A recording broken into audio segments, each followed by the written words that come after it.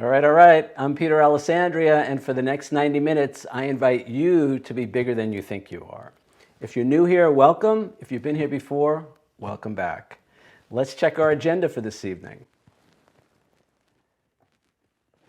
So we're going to start with some announcements. We have a recommended reading tonight, the affirmation of the day, followed by introductions and victories. That means if you're new here, you'll have a chance to introduce yourself, should you want to. And then we'll also share victories from the past week, celebrations.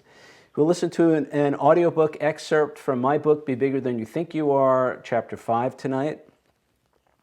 We'll have our topic discussion, take a break at about 8:45-ish. Come back, talk about the assignment, questions and answers, and then wrap it up by 9:30. A reminder, today's workshop is being recorded and will be available on the BeBiggerToday.com website and YouTube channel within the next 48 hours. Please feel free to stop your video and or mute your microphone if you do not wish to be seen or heard on the recording.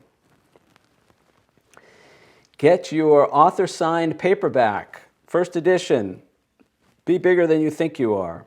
Use the code WORKSHOP20 to save 20% at checkout at BeBiggerToday.com/book. My book, New York Cityscapes, collaboration between myself and 6 other New York City area photographers. This is the Big Apple at its best. You get 7 different photographers' take on the skyline, the landmarks, and all the things that make New York City what it is. These are some of my photos. Get it for $16.95 at my website, BeBiggerToday.com/bookstore. That's New York Cityscapes. And the audiobook still available for pre-order at $9.99. It's available at BeBiggerToday.com/bookstore. It is going to be close to 10 hours when it's completed, hopefully in the next few weeks. Sit tight for that, and it comes with a money-back guarantee. If you do not love it, just let me know, and you'll get your money back. Same on the author-signed paperback, but I know you're going to love it. And while you're on the website, get some merch, hats and t-shirts. Use the code MERCH20 at checkout to save 20% at BeBiggerToday.com/merch.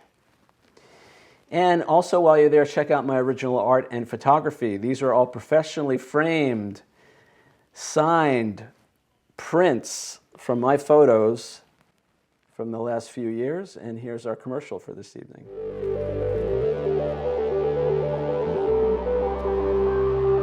Peter's photos and abstract designs are uniquely beautiful, one-of-a-kind works of art. These gallery-wrapped canvas prints are set in a contemporary shadow box floating frame and will enhance the beauty of any home or office. Available in 4 different sizes, each piece is professionally framed and comes complete and ready to hang. Frames are available in your choice of black, white, or brown, and each is signed by the artist. Peter's original art and photography will make a great gift for a client, for yourself, or someone you love. Order yours today.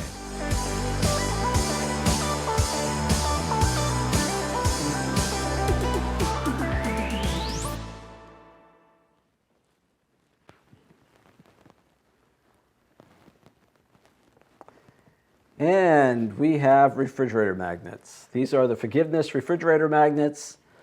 Available on my website, BeBiggerToday.com/merch. And these are my original photos on New York City refrigerator magnets. I am in the NYC refrigerator magnet magnate. And the story behind those refrigerator magnets, as well as my other collection, my other line of New York City souvenirs, can be found in this article that I wrote earlier this year, actually last year, at the end of last year. For Morning Laziness, the Art and Soul of Forgiveness. Go to my website, BeBiggerToday.com, and right on the homepage, click on the link and you'll be able to read that article. I'm available for one-on-one coaching and or corporate consulting. If you have a business and you'd like me to come in and speak to your sales team, or virtually speak to your sales team, or your management team, or if you're an artist, a writer, a professional, and you want to be bigger than you think you are, reach out to me through the website. We'll set that up for you. One-on-one coaching and corporate consulting. And finally, I am accepting donations for the workshop. to keep the workshop available to everyone at no charge. Suggested donation, $5 per week, $20 per month. But no one will be turned away for lack of funds. And for those of you who have contributed, thank you so much. I really appreciate that. Thanks for your donations. If you would like to make a donation, it's at paypal.me/Peter Alessandria, all one word. Thank you for your support. All right, so let's jump in with tonight's recommended reading. So the title of this book is called God Speaks, and it was written by Meher Baba. Now, for those who don't know, Meher Baba was an Indian saint. He lived, I think he was born in the late 1800s, and he lived until, I think he passed away in 1969. And many consider him an avatar, which is the living expression of God in human form. And he had quite a large following in both India and also in the US and different parts of the world. This particular book, God Speaks, I'm going to give you a description of it in one moment, but if you want to find out more about Meher Baba and see some of his work, there are several websites out there. Just do a Google search on his name if you're not familiar with him. The two websites I mentioned here are mehercenter.org and meherbabahouse.org. So there's some great information there on them, and you could see his other writings. He has another collection of writings that eventually was put in a book form called Discourses. And he writes about the spiritual relationship between man and God. This book in particular, I'll actually read you the description here. In God Speaks, Meher Baba describes the process of the soul evolving from its original state of unconscious divinity to the final state of conscious divinity. The journey begins with God imagining itself as countless individualized souls, each unaware of its true nature. Each soul then evolves over billions of years through a succession of increasingly higher forms during which consciousness increases. When the soul finally reaches human form, it continues to evolve through reincarnation until it eventually realizes its true identity as God.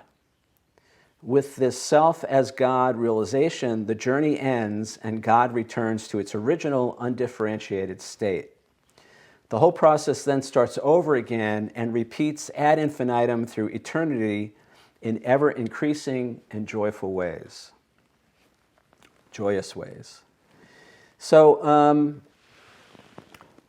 there's a lot going on with this book, needless to say, but it's unlike, well, it's like a couple of other books that I've read or listened to over the years, and I'll highlight some of those as we go. But if you're curious about this, you can download a copy of the book. You don't have to actually buy a copy. They're available for download. And there's no, as far as I could tell, there's no audiobook out there, but if you download the PDF of this book, you can get what's known as a PDF reader for either your computer or your phone, and it will read the text back to you so you can listen to it. That's how I listen to it. It's actually a wonderful book, and the more I learned about Meher Baba, the more he struck me as somebody who might actually have been an expression of God in human form, might have been an avatar in his lifetime. And so I recommend this.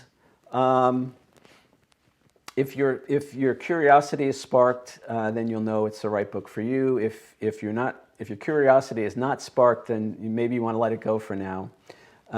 But there is a lot here, and if you're into this kind of thing, the origin of the relationship between man and God and all of that, it's actually quite good. It's a little difficult to follow, quite honestly. You have the infinite trying to express itself to a finite human mind. But it's actually quite good. So that's a recommended reading for tonight. And our affirmation of the day, I am strong and healthy. Now, as you guys know, affirmations are ways that we can change our state. It's a way to up our vibrations. It's a way to mood alter. We're going to be talking about mood altering tonight. It's a way to mood alter in a positive, healthy way. And again, if you guys are like me, I'm getting a little older and I'm noticing that my body is not exactly responding the way it used to in certain situations. And there are thoughts in my head that are not necessarily positive or life affirming. So I offer this as a counter to the negative thoughts that you may be experiencing right now if you're in a similar situation to me. I am strong and healthy. Again, we're going to be as far as I'm concerned, we're going to be affirming something all day long. So it may as well be something positive. It may as well be something that lifts our mood, that lifts our vibration. And remember, thoughts lead to feelings. So positive thoughts, positive feelings, positive words and actions lead to positive outcomes. You're in control. I'm in control of my life. You're in control of your life. So we're going to revisit some of the things we talked about in chapter 2 tonight. We're going to be talking about power, true power again. And, true power is having power over ourselves. It's consciously and deliberately thinking thoughts, feeling feelings, speaking words, and taking actions that are going to move us forward, closer to where we want to be in life. All right, so once again, our affirmation of the day: I am strong and healthy, and of course you can modify that as you wish, but this is what I'm offering you guys for today. Something that I say whenever I can remember. It's something that I try to use to reprogram the negative thoughts. All right, so let's move to our introductions and victories. So is there anybody who would like to either introduce themselves if you're new, or who has a victory that they would like to share from the last week? This is an opportunity to do that. All you need to do is unmute your microphone and speak up.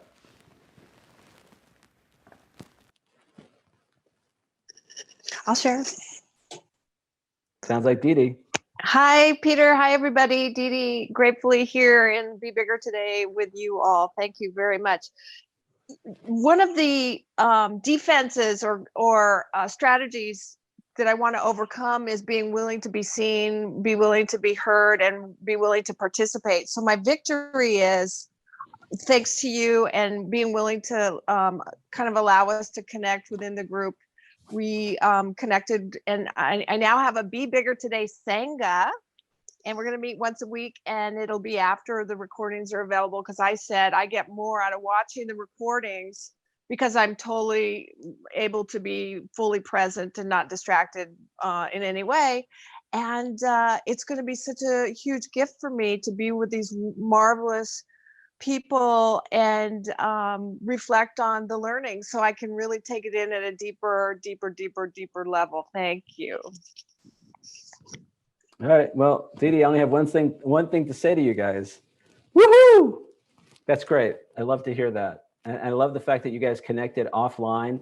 And, I always say that for me, at least, it was very helpful, especially at the beginning. It was very helpful to have people that supported me and that I talked to on a regular basis to kind of keep the momentum going, to keep the thinking process as clear as possible. I am a member of a mastermind group now, which is great. So no one can do it for us, but we don't have to do it alone. So that's great. Good job, guys. Keep me posted on how that goes. Who else? Who else would like to say hi or share a victory or introduce themselves? Hello. Cynthia. Hi, Peter. Hi. My victory is that I figured out a way to get some more of the boxed materials into appropriate containers for them, and got that taken care of today. We even bought a circular saw for $39 that my sister and I are going to share. She said she had had a circular saw for many years before this husband of 35 years, but I have never had a circular saw before. So it's a victory to buy it, even in tandem with my sister. So we'll see what happens with my circular saw now. Thank you. Awesome. Great.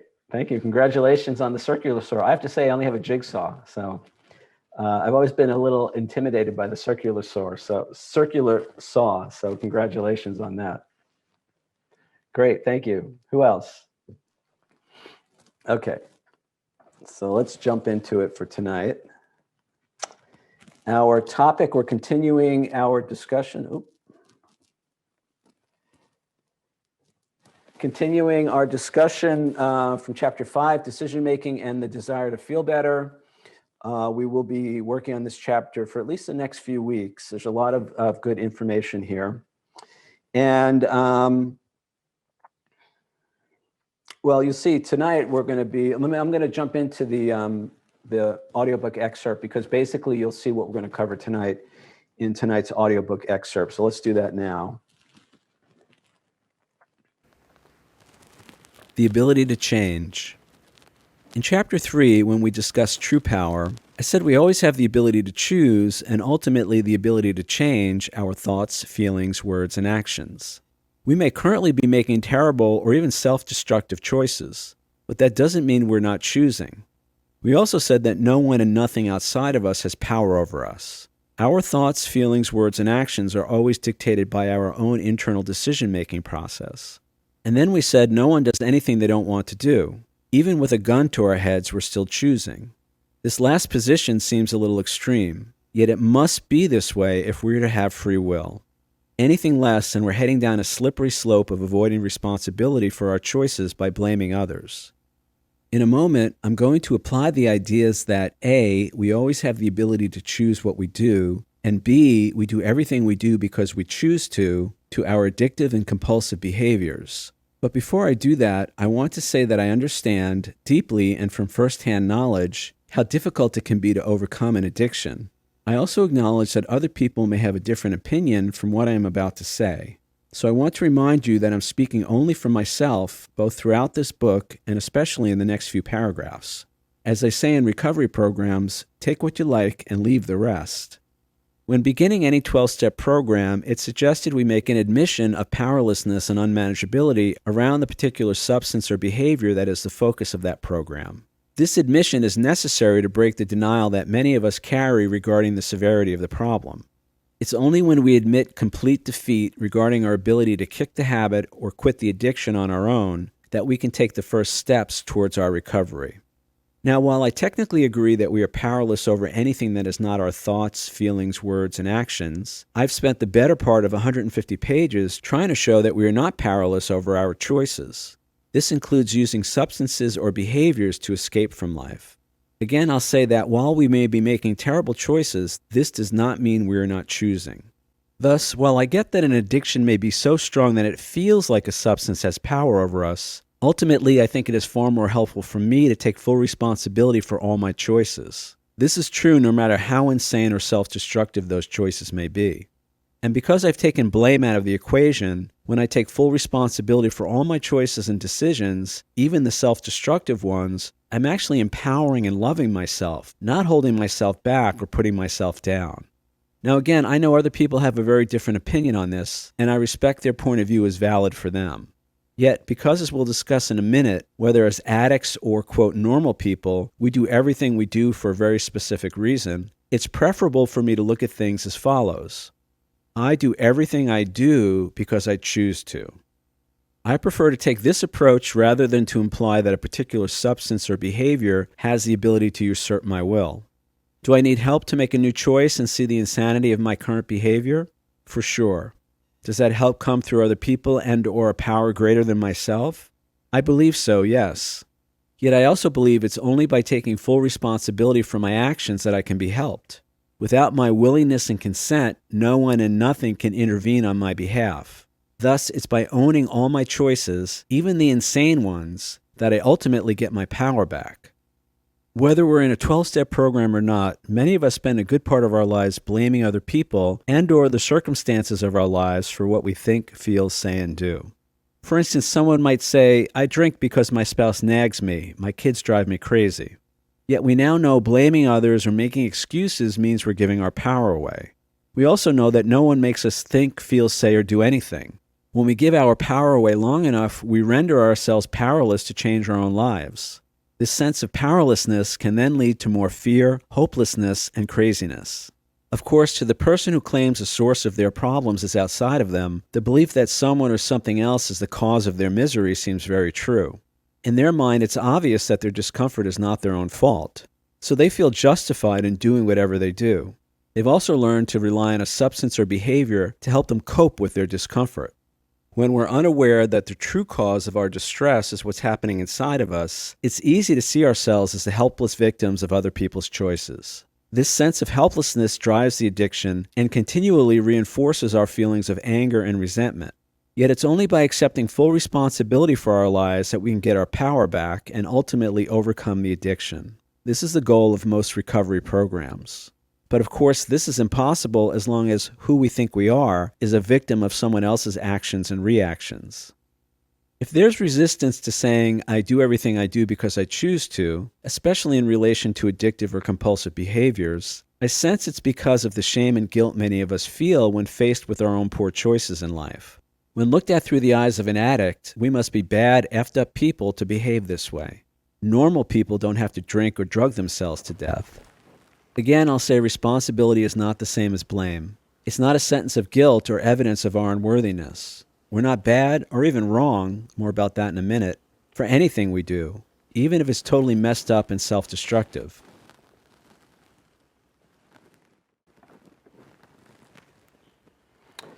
All right, so that's the audiobook for tonight, and we're going to dive into some of the topics from the chapter tonight. Last week we talked about the effect our childhood experiences can have on us. I've mentioned many times in the past that I know for me, a lot of the ideas that I have about myself are the result of my childhood experiences. Last week I mentioned that, at least according to John Bradshaw and others, John Bradshaw says in his book Homecoming, he says every child needs to know two things. Number one, that their parents are okay, and number two, that they matter, that the child matters. And I translate that into what I consider the two core questions of the human experience, which we face at various times in our life, which is, am I safe and am I loved? Now, a negative on either one of those questions, especially as kids, can be traumatizing. It can give rise to anxiety. It can give rise to feelings of lack of safety. And those feelings can become overwhelming. And as human beings, one of the ways that we deal with overwhelming feelings is to find ways to mood alter. And it's my personal belief, I'm not an expert on addiction or compulsive behaviors, although I have participated in 12-step programs for over 20 years. And I've dealt with my own addictive compulsive behaviors over the course of my life.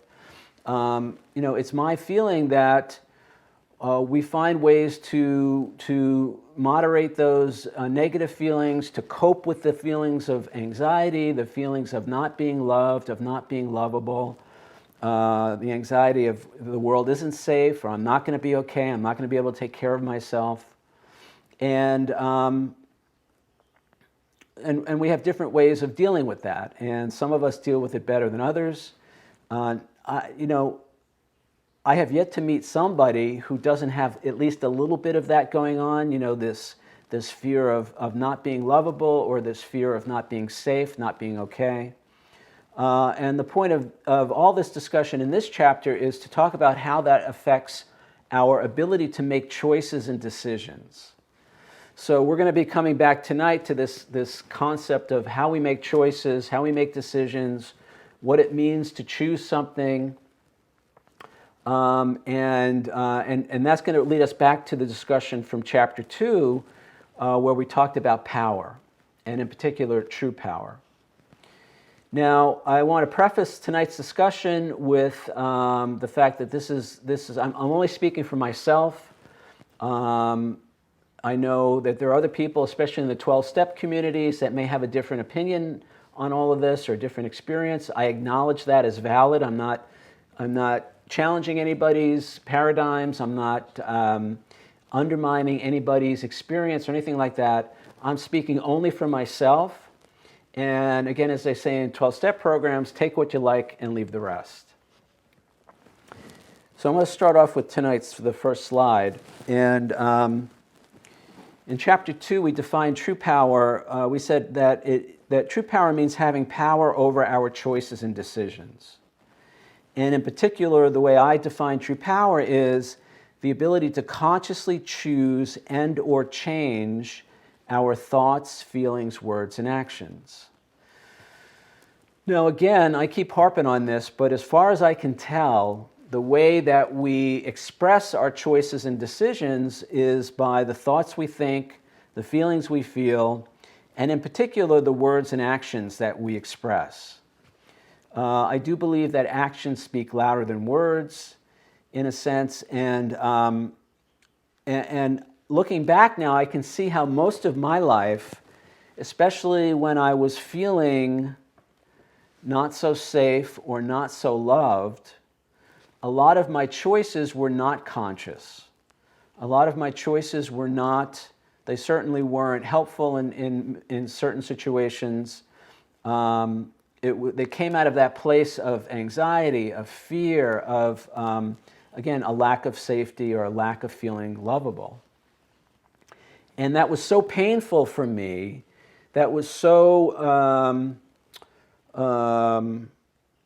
anxiety-provoking. It was just very difficult for me to live my life when those were the thoughts and feelings that were running my life.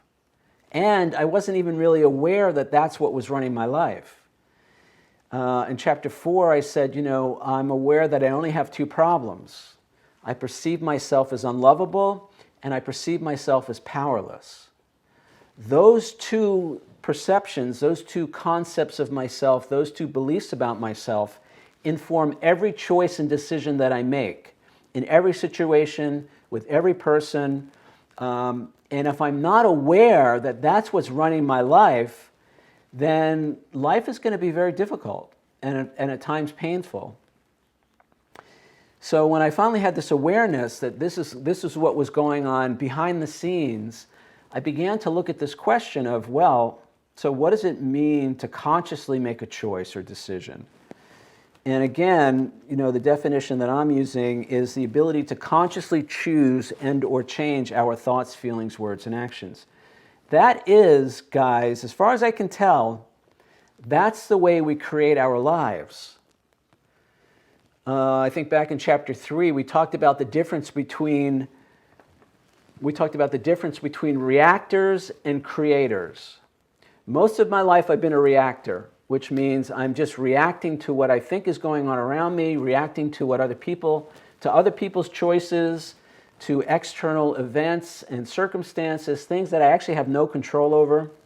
And I'm reacting, and I'm constantly reacting, mostly from a place of defensiveness or damage control, or trying to find a way to cope with situations which seem to be overwhelming to me. And feeling, but again, the problem is not the situation, the problem is how I see myself in that situation. And the only reason a situation feels overwhelming is because how I see myself is as somebody who can't handle that situation. A huge change in my life has been to begin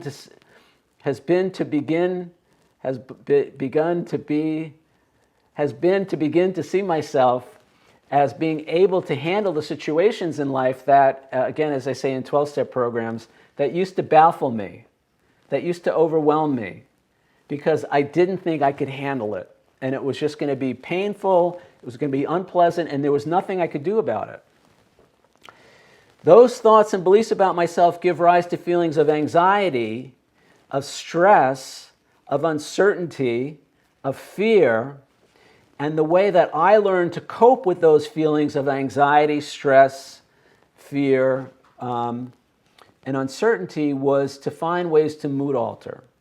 And I use substances and I use behaviors to do that. Now, we're going to talk more about this next week.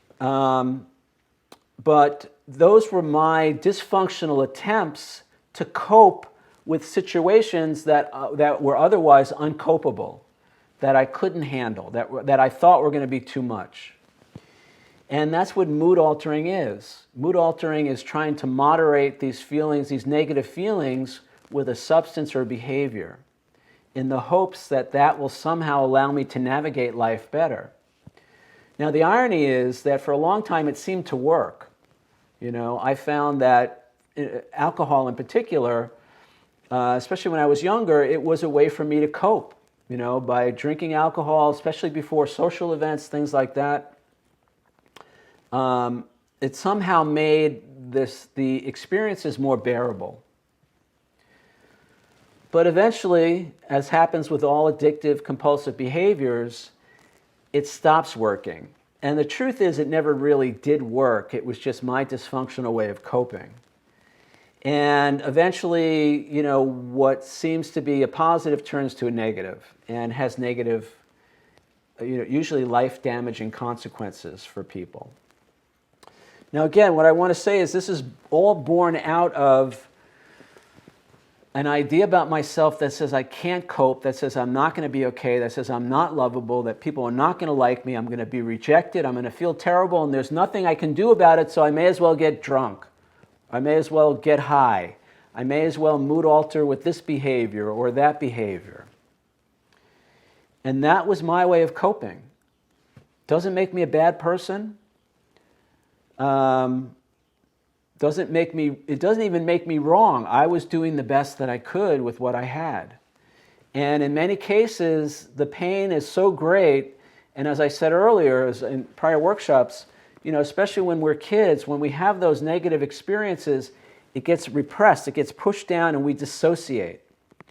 So we're not even aware of the feelings, the thoughts and the feelings that are running our lives and that are causing us to make certain choices. And for a long time, I thought that, another drink was going to solve my problems because I would feel better. But I was feeling better because I wasn't feeling as bad as I was feeling before, but I wasn't actually feeling better. It was just numbing. It's numbing the negative feelings. It's anesthetizing me to my own pain. And that's especially alcohol, drugs, those are anesthetics. Now, I recently learned, and they kill pain, anesthetics kill pain. And I recently learned that adrenaline is actually one of the biggest painkillers out there, or actually in there. Because when the adrenaline starts pumping, it actually mitigates physical and emotional pain.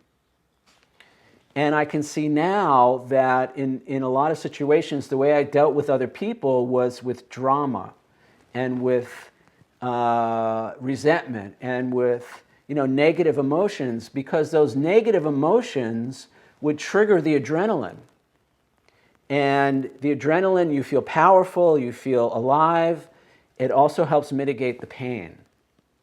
And so I can see now, and I see this in other people, a way to cope is to go for the drama, is to go for the conflict, to boost those levels of adrenaline to better cope with the situation.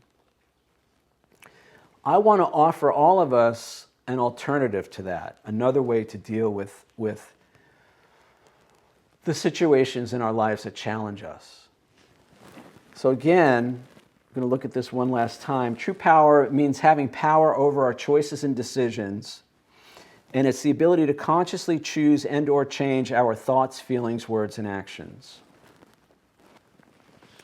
Now, what this means is that no one has power over us. No one and nothing has power over us. Now, why is that? Well, again, we talked about this in Chapter 2 and Chapter 3.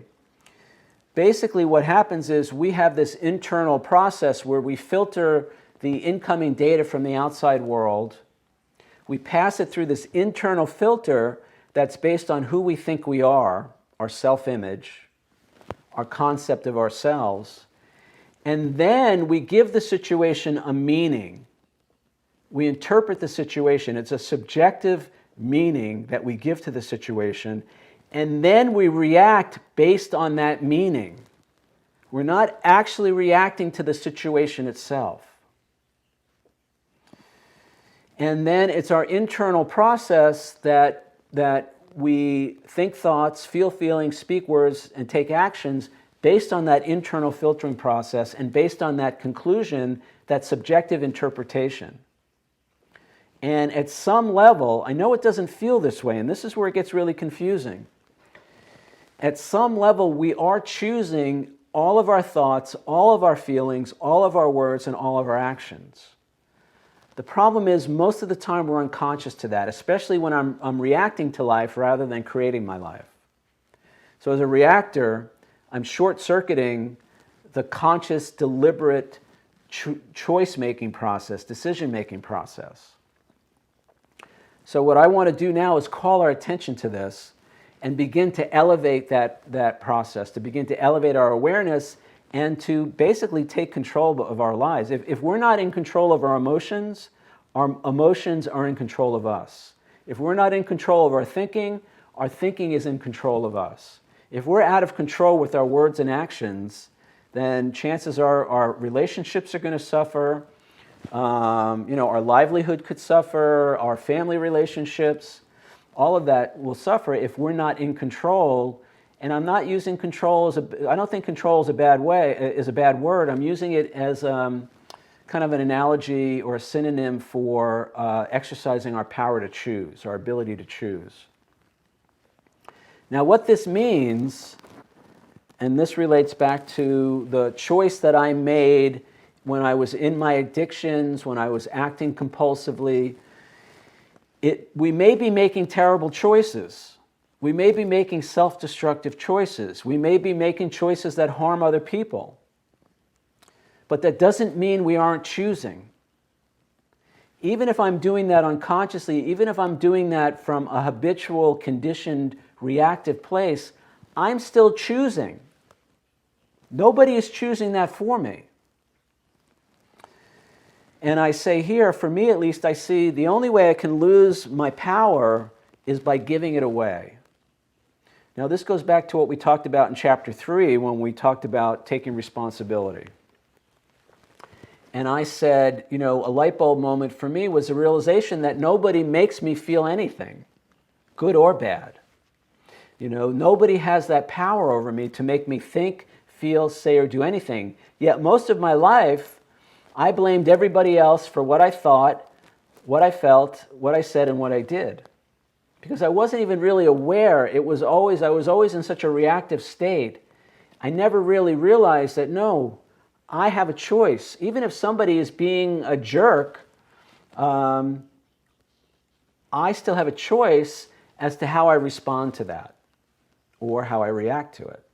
And when I'm reacting, I'm not conscious, I'm not aware, I'm not deliberately choosing. Now I said taking responsibility for my thoughts, feelings, words, and actions is a precursor to me having the power to change those things.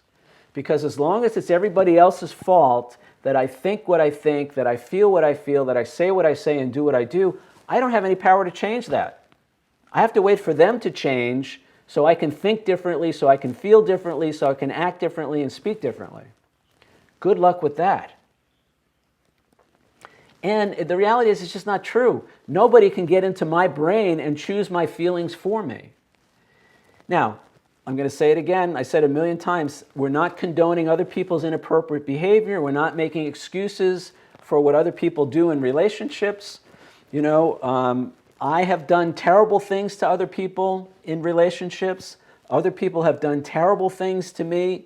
I'm not discounting any of that. And yet, I still have to choose. I still have the ability to choose in each moment how I respond to that.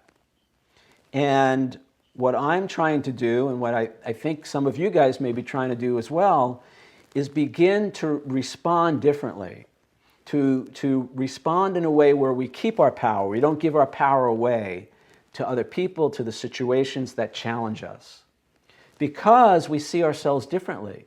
Because we've had a new idea about ourselves, which says, all right, so this could be a little challenging, this could be a little difficult. You know what, it might even be a little painful, but I'm going to be okay. I can handle this. I can figure this out.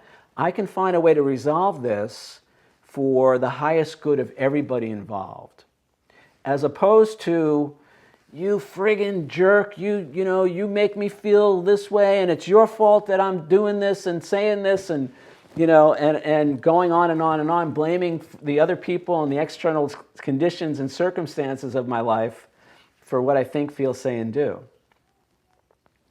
So the only way I can lose my power is if I give it away. Now, I can't even really give it away. All I'm really doing is I'm still choosing, but I'm blaming somebody else for that choice. I'm saying, well, it's your fault that I just did what I did.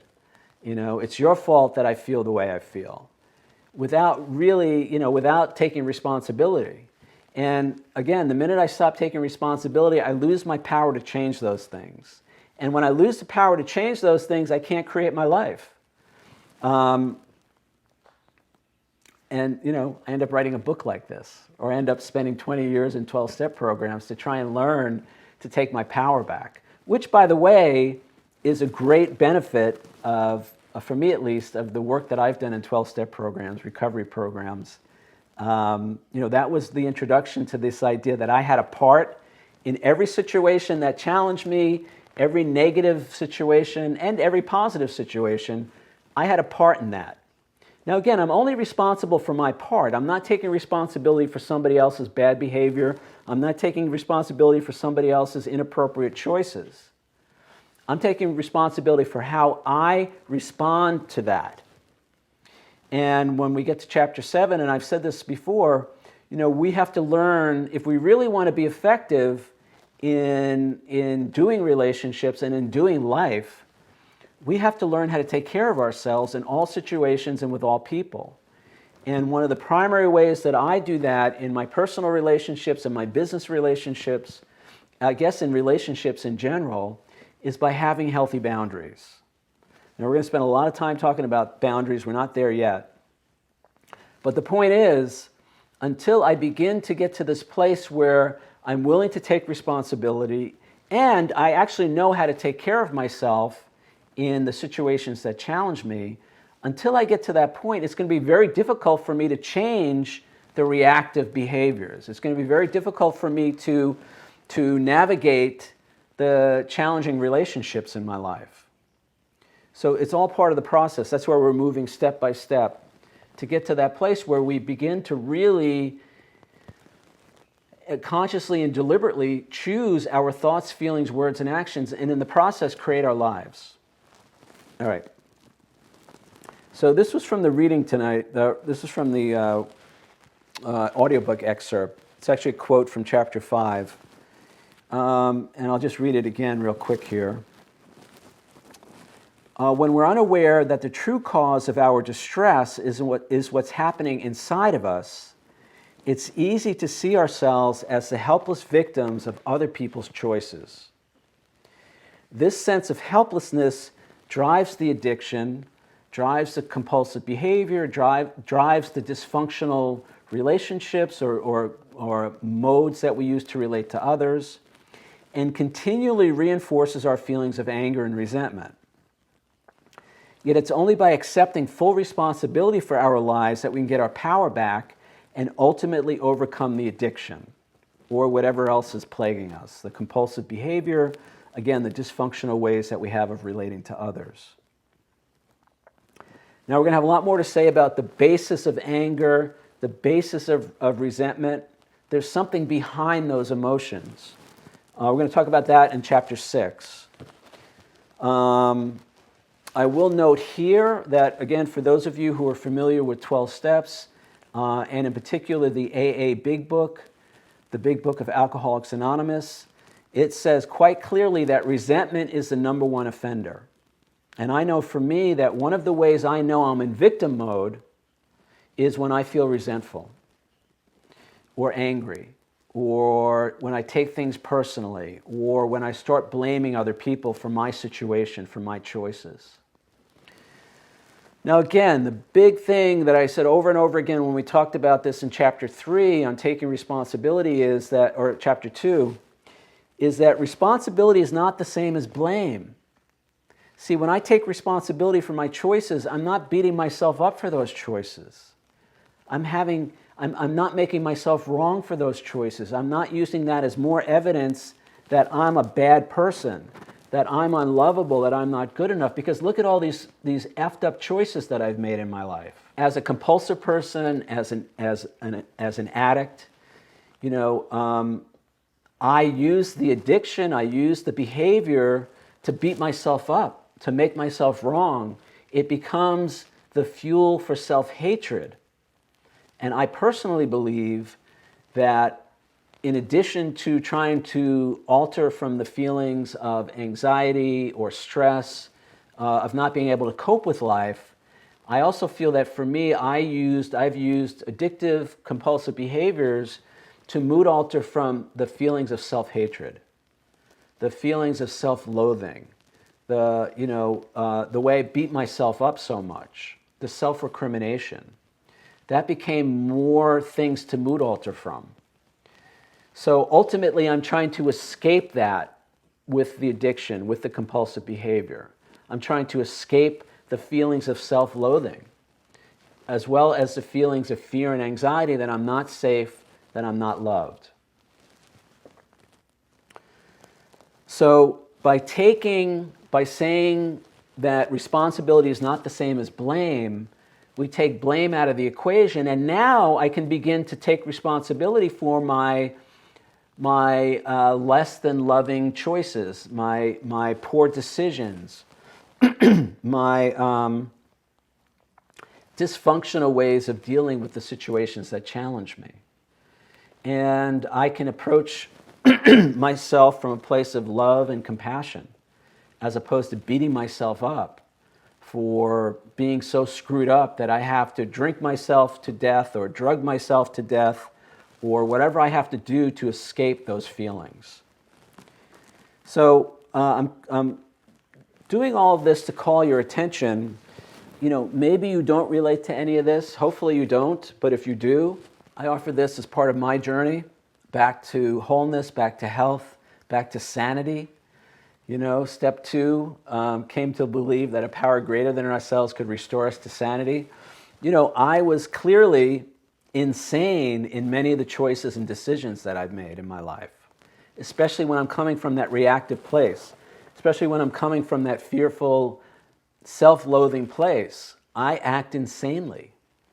And so by undoing all of that and then redoing, in many cases, going back and redoing my childhood experiences and reprogramming with the affirmations, reprogramming by moving from being my own worst enemy to my own best friend.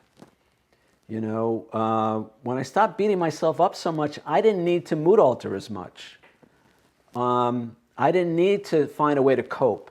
When I just started being nicer to myself, when I started being more compassionate, more understanding, more loving towards myself. So the last thing I'm going to say then on this topic, or for this discussion before the break, is the assignment for tonight. I do everything because I choose to. Do you agree or disagree, and why? And again, for me, ultimately, it's by taking responsibility that I get my power back. This is so important. I can't change my life if I'm still blaming somebody else for it. I can't have a new experience if I think someone or something else has to change. I can't think the same thoughts, feel the same feelings, speak the same words, and take the same actions day after day after day and expect my life to change. So it's by taking responsibility that I get my power back, and that's where I'm coming from with all of this. In terms of, it's been my choice, and again, this is not for everybody, and I know other people feel differently about it, but when I look at the choices that I made to engage in those compulsive behaviors, in those addictive behaviors, I chose those things. I chose to take that drink. I chose to drink that, to smoke that joint. I chose to do whatever it was that I did. Was it an insane choice? Was it a self-destructive choice? Was it something that I wouldn't do if I was in my right mind? Yes. But it doesn't change the fact that I still chose that. And by not beating myself up for those choices, I can begin to heal. I can begin to transform that negative energy into something positive. Now, I will say that I needed the help to change a lot of those addictive compulsive behaviors. I needed the help of a 12-step program, the other people involved in that program, and a power greater than myself. I do believe that there is something much bigger at work here. But I also believe that that power can't help me until I ask for it, until I acknowledge that I need help, until I'm willing to admit that I created my own misery and that I don't know how to get out of it on my own.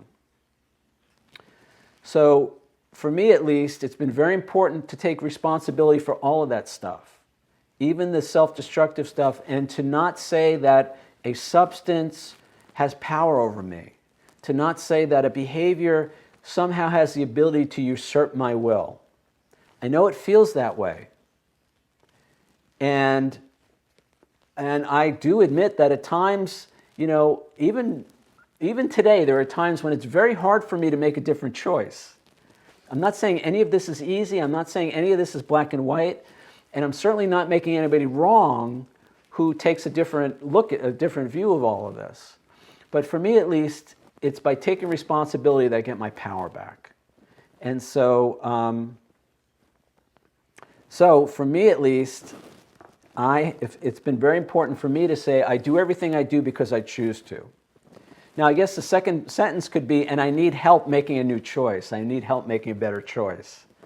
But I can't get there as long as I think, see, here's the thing, I can't get to the point of asking for help as long as I think it's somebody else's fault.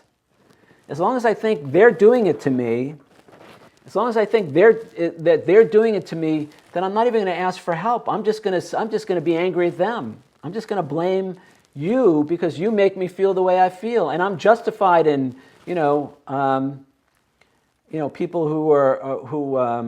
we always have a reason why we do the things that we do when they're addictive, compulsive behaviors. I drink because my spouse drives me crazy. My spouse nags me. My kids drive me crazy. I'm not married. I don't have kids, but that's a typical excuse. That becomes a reason to drink or to drug or to act out in some unhealthy way.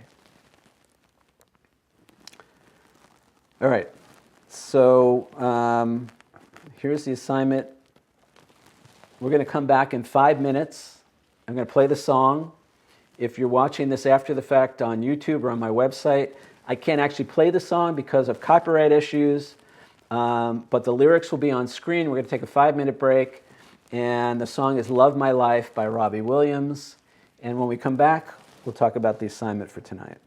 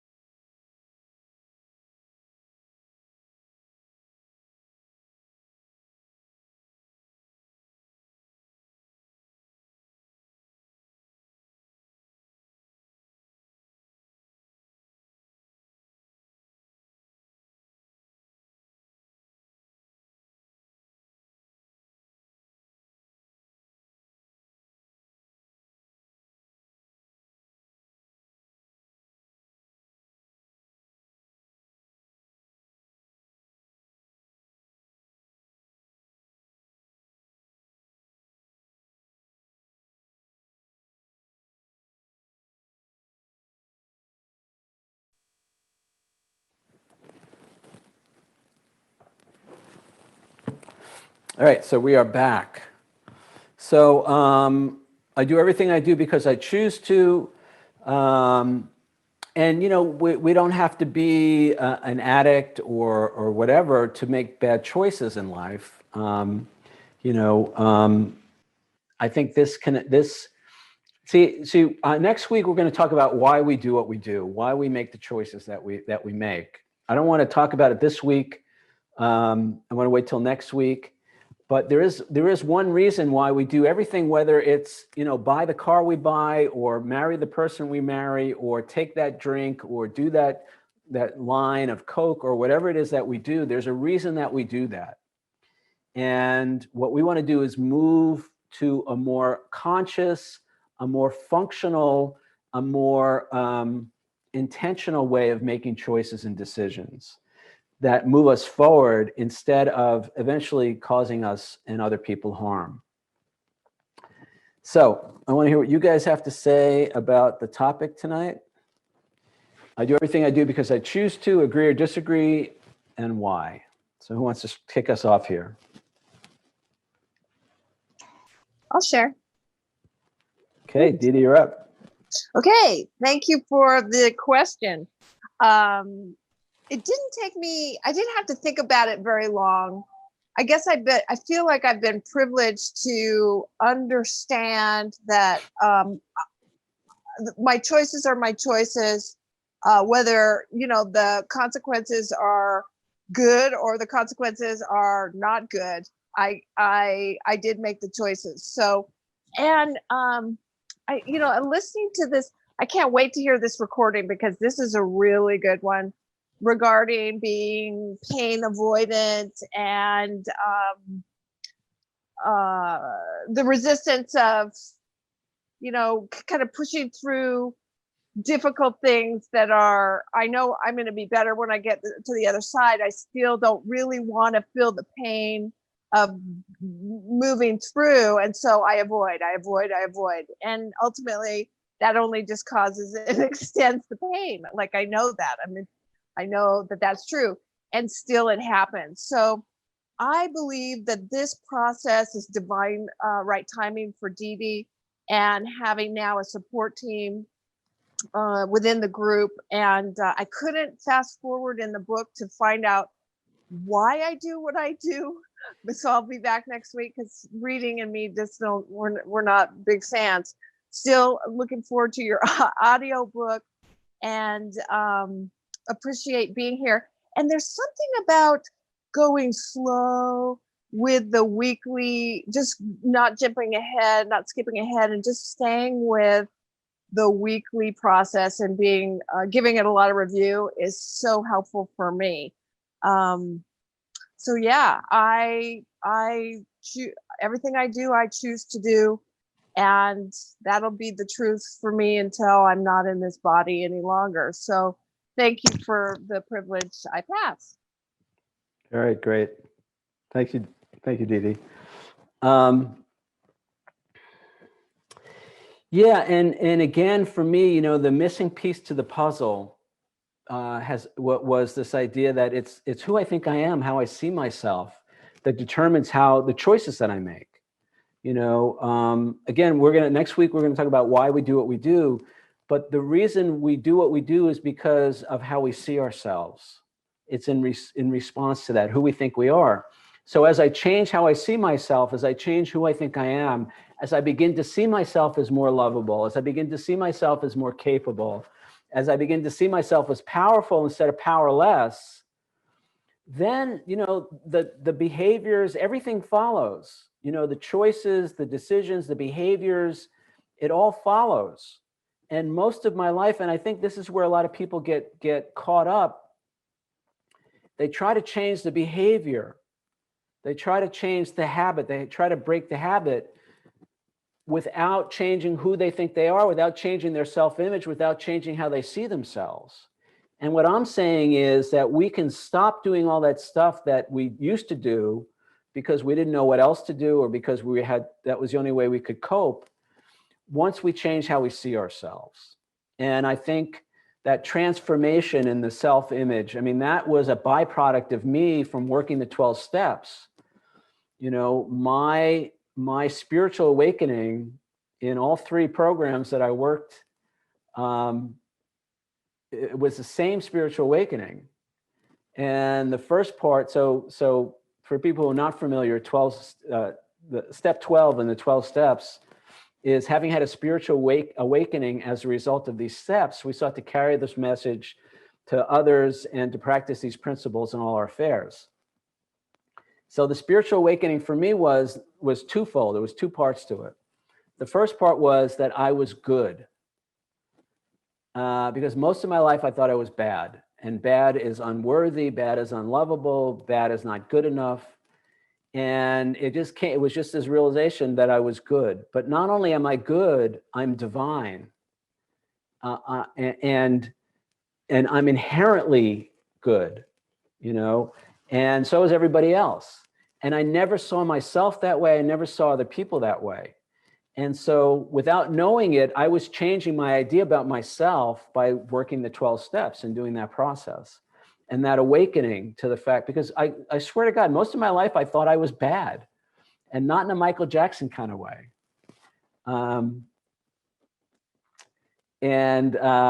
So this idea that I might actually be a good person who may have made bad choices or done, you know, unloving or inappropriate things, but that was a revolution, and that was a spiritual awakening. The second part of my spiritual awakening was that I'm totally responsible for my life. And that's where this whole discussion comes from. And I hate that. You know, I don't want to be totally responsible for my life. I still want to blame everybody else for how my life is going. Not really, but you know what I'm saying? I mean, it was really hard to accept that gosh, you know, every choice and decision that I've made over the course of my life landed me right here. This is the result of my choices and decisions. And finding a way to make peace with that and to forgive myself for all the poor choices that I made, and to forgive myself for all the harms that I did to myself and others. So that transformation of who I think I am, how I see myself, I think that was the missing piece that has come full circle now into the book. You know, that's what the last 20 plus years of everything that I've done has kind of distilled down into the message. So, so thank you, Dee Dee. I'm not exactly sure why I said all that based on what you said, but thank you for sharing that. And you want to say anything else? Are you good? I will just say, oh, that's terrible lighting. I am definitely good, but I think that I can totally identify. I really don't like to say this, but here it is, that that there's a lot of regrets, which feels like shame, and then not loving myself around those issues that are up for healing. So I thank you. I thank you. I thank you. You're welcome. You're welcome. You're welcome. Yeah, that was the other thing actually that I heard. It was, this came up in my CODA work, my Codependence Anonymous work, in the CODA Big Book in particular, talks a lot about the fear of shame. And John Bradshaw has a book called Healing the Shame That Binds You. Highly recommend that book. And it's the shame, the way he describes it is, you know, shame is not, I made a mistake. Shame is, I am a mistake. And most of my life, I felt that way. You know, I felt that there was something about me that was just not okay. And it was all the mixed messages I got, not anybody's fault. It was my 6-year-old mind that misinterpreted everything and came to a conclusion about me. And then I lived my whole life based on that conclusion without even being aware that that's what was running me. So I'm harping on this because I want to kind of bring it to the conscious awareness for all of us. If you have this negative programming that's running your life, and the fear of shame leads to the avoidance behaviors that we have. So we avoid situations where we could feel not good enough, where we could feel embarrassed, where we can feel unworthy, where we could feel unlovable. And that manifested many different ways for me in my life. And I've shared about this in the book. I think I've talked about it at the workshop. My first job in Los Angeles was at a big law firm. And I was so afraid that I was going to make a mistake, that I wasn't going to know what I was doing, and that people were going to think less of me, and I was going to feel embarrassed. I was going to feel ashamed, that I completely hid out. I used to just hide out. I used to avoid going to work on some days, in some cases. And I avoided, I was not a very good employee at all. And it wasn't because I wasn't smart. I graduated in the top 10% of my law school class. I was a smart guy, but I had so much fear of shame that I avoided any situation that would possibly, even in the back of my mind, reaffirm that I wasn't good enough, that would reaffirm that I didn't have what it took. And I was afraid to ask for help because I thought that was just more evidence that I didn't know what I was doing, that I wasn't good enough. So it was a vicious circle. And, one of the ways I coped with that was, with my addictive compulsive behaviors. And all of that affected my work performance, and I was let go. And that completed the shame circle, because now I had proof that I wasn't good enough. I had actual physical proof. I got fired from this job, and I beat the crap out of myself for that. And it was the self-hatred that then would fuel the addictive compulsive behaviors. All of it to cope with this horrible feeling inside that I'm not lovable, that I'm not worthy, that I'm not good enough, that I don't have what it takes, that nobody's going to like me, and it's going to feel terrible. And there's nothing I can do about it. So I may as well get wasted or whatever. All right. Thank you, Dee Dee. Who else? Who else wants to share on the topic? Yeah, I think it's a very difficult question. Could you rephrase it another way? Well, the discussion that I had from earlier was I choose to look at all my choices and decisions. I choose to look at those and say, even the self-destructive, even the dysfunctional choices and decisions, I choose to look at that and say, I chose that. I made that decision. It wasn't, nothing had power over me. Nothing made me take that drink or, get involved with that person and the dysfunctional interactions that we had. That was all from me, the choices and decisions that I made. Responsibility, is it? Well, and the reason I say that exactly is because until I take responsibility for all of that stuff, I can't change any of it. Or I can't ask a power greater than myself to intervene on my behalf, or I can't ask other people to help me with that. So it's by taking responsibility that I get my power back. Yeah, if I just share for just a second, like I'm a very hardworking of 12-stepper, and I've done 12 steps many times. I'm not really, AA is not my program, but I love a big book, and I've done like steps with a big book. It's spiritual. What I admit and discover is that one of the thing is definitely I see that my character trait, the false characters, that which I used to be really depending on them and relying on them, thinking that that was the right way. And it's like sort of being a self-righteous, but then, afterwards I start to realizing that I have a lot of mental trash, still living in my head. And because of it, I sometimes avoid to be responsible because I don't trust. I have a lack of trust, and I also suffer from fear.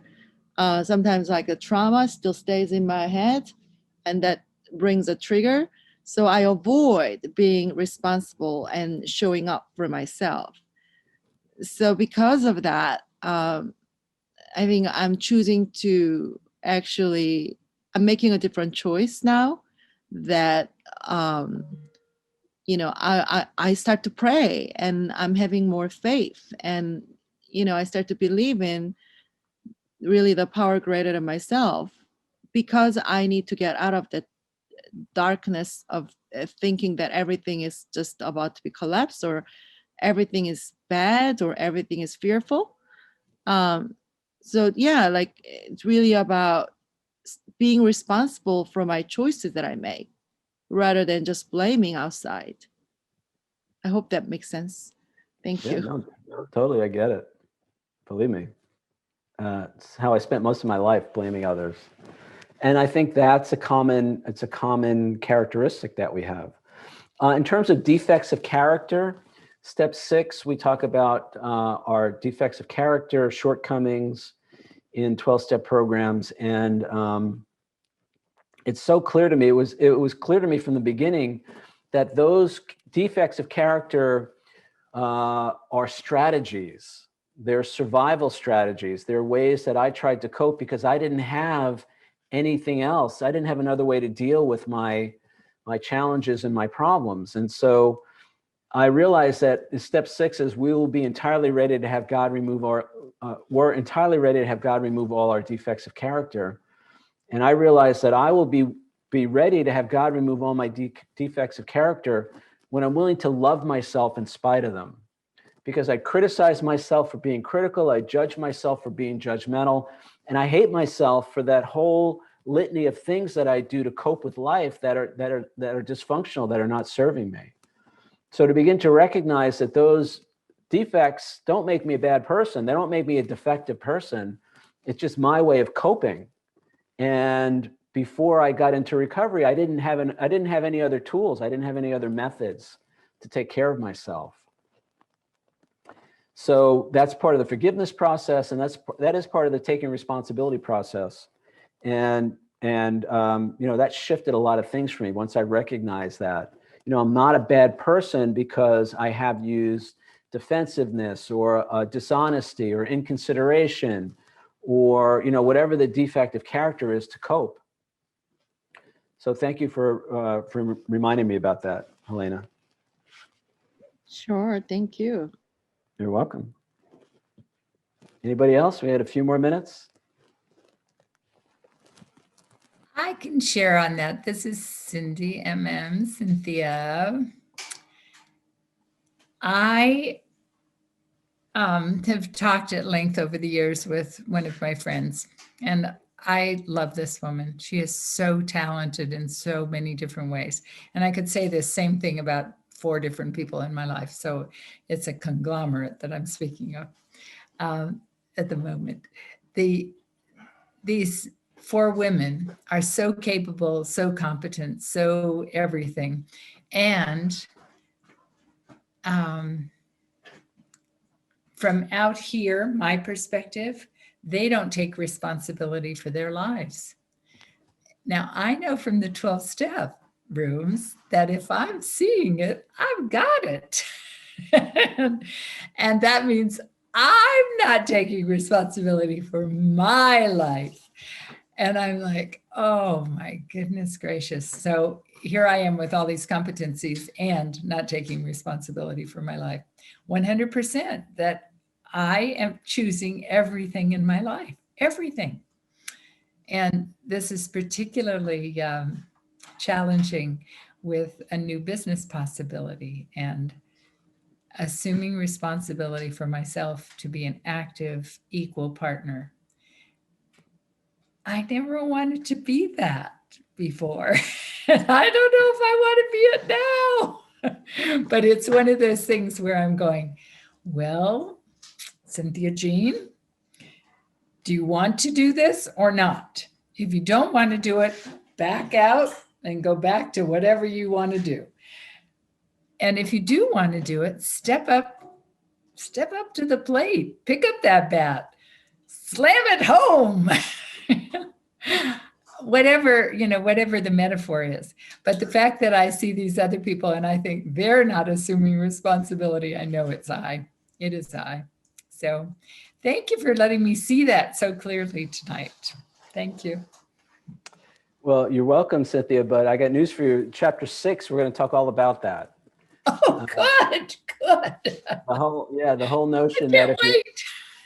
if you spot it, you got it, as they say. and the whole idea of projection. So that's coming. That's chapter 6. That's when we start talking about the ego. Yeah. So yeah, thank you for that. And the thing to see, this is where it gets a little confusing or challenging, is that, okay, so I chose X, Y, or Z, but what happens is then there's a consequence for that choice. And I'm like, well, wait a second, I didn't choose that consequence. I just chose to do this. But that's more not taking responsibility. That's more, wanting to blame someone or something else for my experience. It's like, well, if I make a choice or decision, there's going to be a consequence, and I have to assume responsibility for my part in the consequence. Because if it involves another person, then that person's going to have a part in that situation as well. So I don't want to take responsibility for somebody else's part, but I do want to take responsibility for my part. And that includes a consequence that I may not have foreseen, or I may not enjoy, or I may not want. Again, it's not to say that other people don't have a part in things. We're not, I'm not putting all the responsibility on me. But part of making the choice or decision is accepting the consequences that come with that. And that's where it gets interesting. And that's why it can be difficult for people to take responsibility. It's like, well, I would have never chose that if I knew this was going to happen. Right. Now, look, there's some truth to that, and we're not making anybody wrong, and I'm not, I'm not beating anybody over the head with this, although I guess I am. But there's still until I take responsibility for all of it, I can't change any of it. And or for all my part in it, I can't change any of it. And that's where the freedom is, and that's where the power. That's how we get our power back. Step one in most 12-step programs is an acknowledgement of powerless and unmanageability. And I can see that for me in particular, the powerlessness part came from denying responsibility for my life. I had a whole list of reasons why I did what I did, and none of it was my fault. And I rendered myself powerless to change any of that as a result. So responsibility is not the same as blame, not to blame ourselves or other people. And it's also the only way that I can tell, it's the only way to get our power back. And even a higher power can't fix my life if I don't take responsibility for my life. My higher power works through me and will never, ever contradict my will. Because that's what love does. Love allows. It's a whole other discussion, but so until I'm willing to take responsibility, I can't even ask for help. I can't receive help. So thank you, Cynthia. You want to say anything else about all that? No, I'm delighted to be here. Thank you. All right, good. You're welcome. I'm delighted you're here. Anybody else? We're almost at time. So anybody else want to go? All right. So I guess we're going to wrap it there for tonight. I'm going to play the song again, 3.5 minutes, and we'll come back and say our final goodbyes.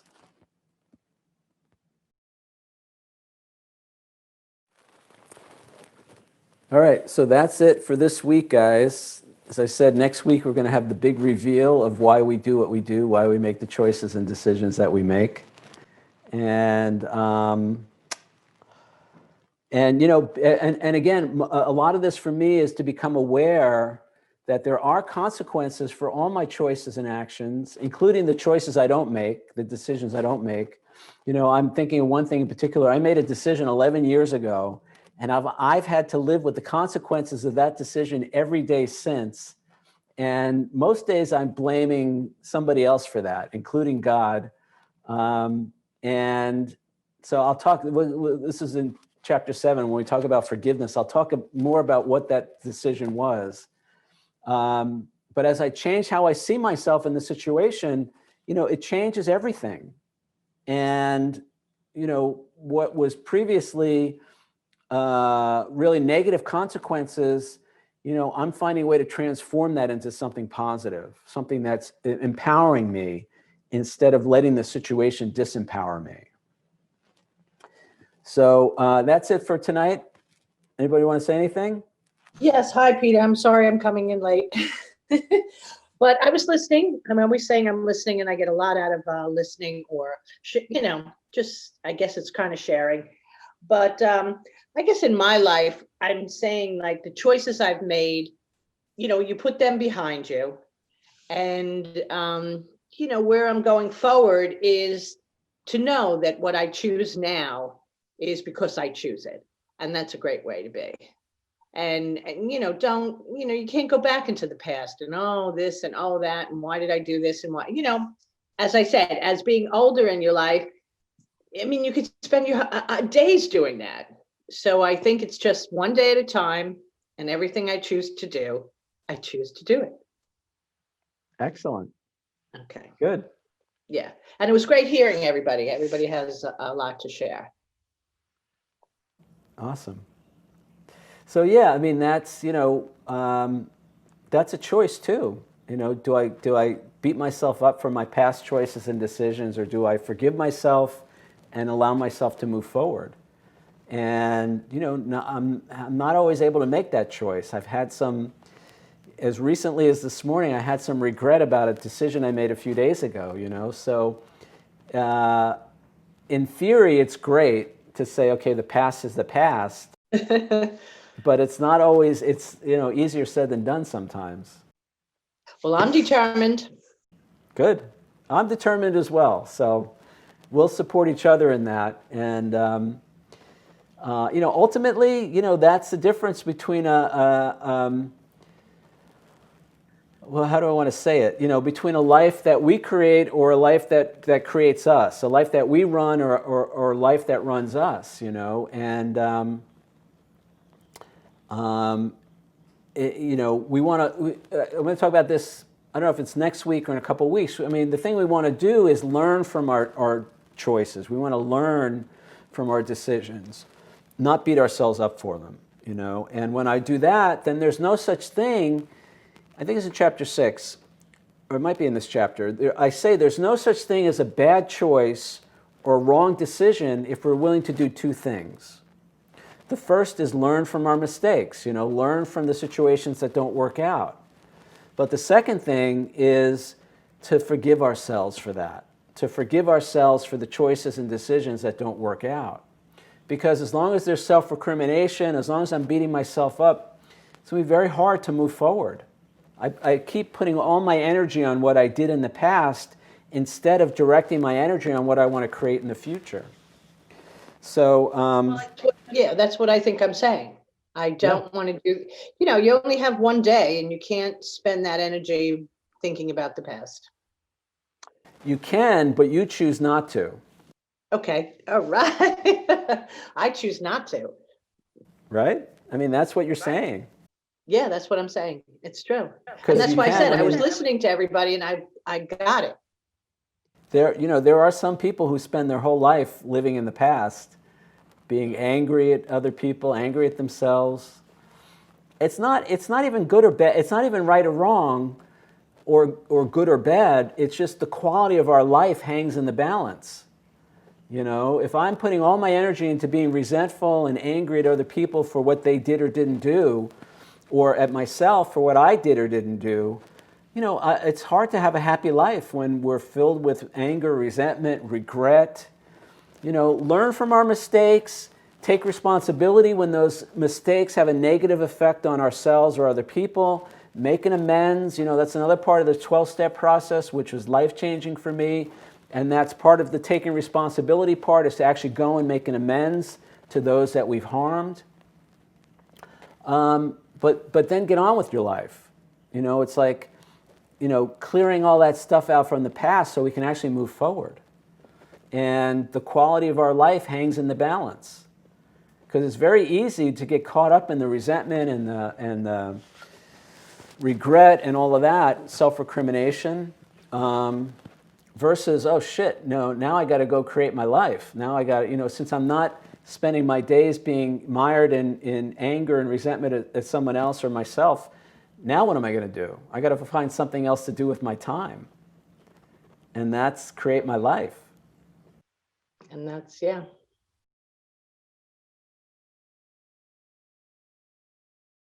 And, ultimately, that's what it's all about, to actually taking our power back and creating the life that we want and taking responsibility for it no matter how it turns out. Okay. Great. Okay, thanks a lot. Thank you, Barb.